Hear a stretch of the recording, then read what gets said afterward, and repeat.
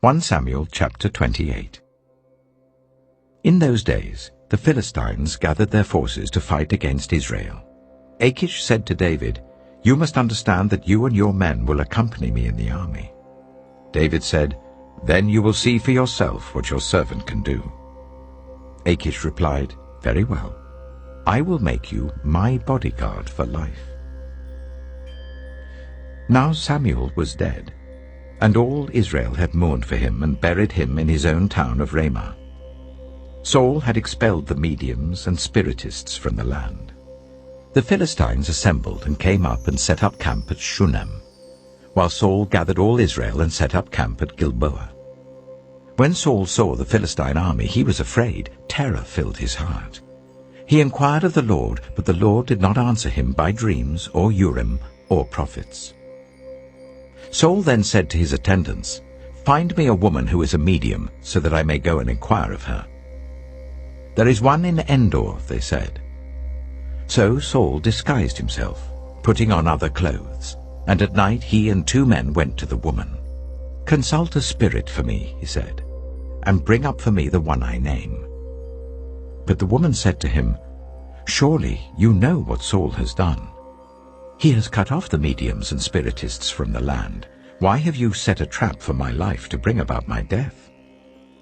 Saul swore to her by the Lord, "As surely as the Lord lives, you will not be punished for this." Then the woman asked, "Whom shall I bring up for you?"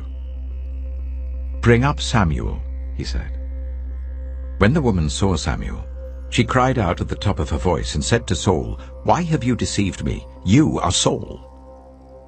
The king said to her, "Don't be afraid. What do you see?" The woman said, "I see a ghostly figure coming up out of the earth." "What does he look like?" he asked. "An old man wearing a robe is coming up," she said.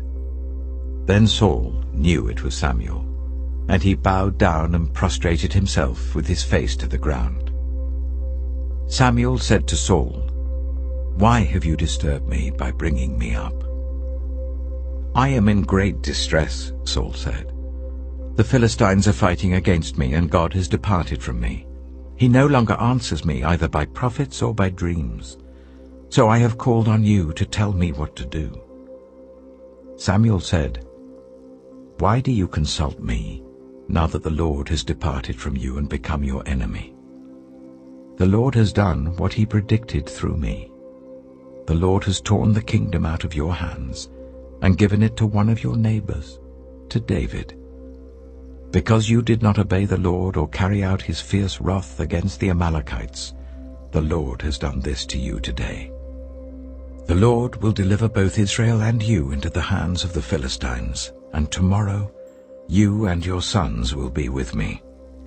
The Lord will also give the army of Israel into the hands of the Philistines." Immediately Saul fell full length on the ground, filled with fear because of Samuel's words.